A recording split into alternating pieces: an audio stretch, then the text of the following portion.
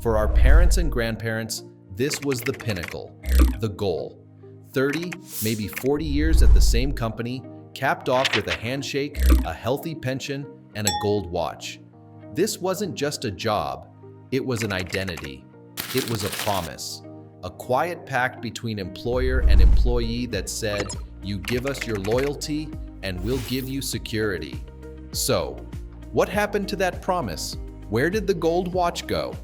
Today, the idea of staying at one company for 40 years sounds less like a dream and more like a prison sentence. The pact is broken. Loyalty is dead. And in its place is a chaotic, insecure, but strangely liberating new world of work. To understand the betrayal, we first have to understand the deal. The job for life was the bedrock of the 20th century middle class. It was built on three powerful pillars. First, there was loyalty. This wasn't just a professional concept, it was a social one. Think of your grandfather. He didn't just work for Ford or IBM, he was a Ford man. His friends worked there, he bowled in the company league, and he wouldn't dream of buying a Chevrolet. The company was the center of the community. Think of places like Hershey, Pennsylvania, or Corning, New York. Entire towns literally built by and for a single company. Your neighbors worked with you, your kids went to school with their kids. The company wasn't just where you worked, it was who you were. The second pillar was the ladder. Your career path was clear and predictable. For example, you'd start in the mailroom at a big ad agency. You knew that if you worked hard, in 5 years, you could be a junior copywriter, then a senior copywriter, and one day, maybe even a creative director with a corner office. You could see your future mapped out on the floors above you. Each step was a visible, tangible reward for your time and dedication. And the final, most important pillar, the pension. This was the ultimate reward. It wasn't some hypothetical number in a volatile stock market. It was a concrete promise, a check for, say, $2,000 adjusted for inflation every single month for the rest of your life, starting at age 65. You could budget around it. You could depend on it. It was the financial bedrock that allowed an entire generation to retire with dignity. Loyalty, a clear path, and a secure retirement. This was the social contract. But contracts can be broken. The betrayal didn't happen overnight. It was a slow, painful erosion caused by several powerful forces. The first crack was the decline of worker power. In the 1950s, over a third of American workers were in a union. They had collective power. If a company tried to slash pensions or fire people without cause, they faced a unified front, a strike that could shut them down. But through the 70s and 80s, a concerted effort to weaken unions left individual workers to fend for themselves. The collective we was replaced with a vulnerable me, and the power balance shifted dramatically in favor of the corporation. Then came the new corporate mantra, shareholder value. In the 80s, leaders like Jack Welch at General Electric became famous for this. His nickname was Neutron Jack because he was notorious for firing the bottom 10% of his managers every year. He'd get rid of the people, but leave the buildings standing. The psychological shock was immense. Mass layoffs, once a sign of a failing company and a source of shame, were now framed as a smart business move to trim the fat. The company broke the loyalty pact first, and they were praised for it on Wall Street. This was accelerated by globalization and technology. Think about all the manufacturing towns in the American Midwest, the so-called Rust Belt. An entire town's economy, built around one or two factories, could be wiped out when the company decided it was 5% cheaper to make the same car parts in Mexico or China. The ladder to climb disappeared because the factory itself was gone. And then came the final, fatal blow, the death of the pension. These guaranteed payouts were expensive liabilities on a company's books, so they replaced them with the 401k. Instead of a promise, you got a pamphlet explaining mutual funds and asset allocation. The company went from being your safety net to being your amateur financial advisor, essentially telling you, good luck, you're on your own. The 2008 financial crisis was the nail in the coffin.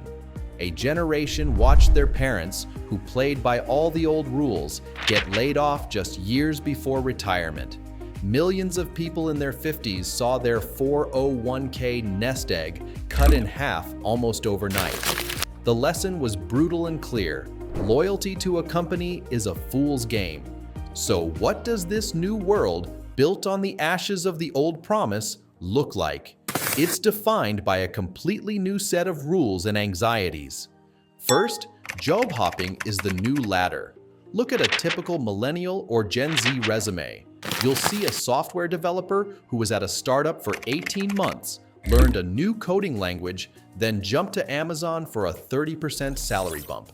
This isn't seen as disloyalty, it's smart career strategy. The unwritten rule is that the only way to get a real raise is to leave. Second, we have the rise of the gig economy. This is the college student driving for Uber between classes to pay for textbooks. It's the graphic designer in a small town using a platform like Fiverr to find clients in New York. It's also the person juggling DoorDash and Instacart, trying to make rent with no health insurance or paid time off. The job has been completely broken down into a gig, and the worker into a service provider, conveniently shedding all the responsibilities an employer used to have. This insecurity has led to our third new reality, the mandatory side hustle. This is the accountant who runs a popular baking blog on the side that generates ad revenue. It's the elementary school teacher who sells her lesson plans online.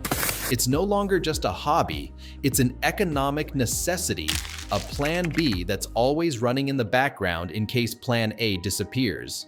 The 5 to 9 is now just as important as the 9 to 5.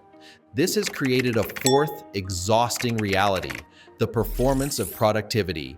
It's not enough to do your job. You must be seen to be constantly working and improving. This is the anxiety you feel when your Slack status turns yellow. It's the pressure to post on LinkedIn about how you're hustling and crushing it. We've gone from a world where your work ended when you clocked out to a world where your personal brand is always on the clock and burnout is seen as a badge of honor. And finally, there's the dream that's replaced the pension, the passion economy.